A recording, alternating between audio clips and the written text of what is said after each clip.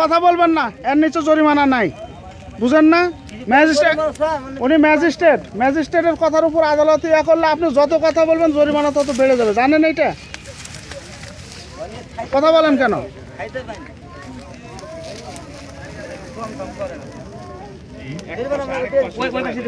আর এক পাশে দাও, হ্যাঁ আর এক পাশে দাও, একবারে ইয়া যাবে না।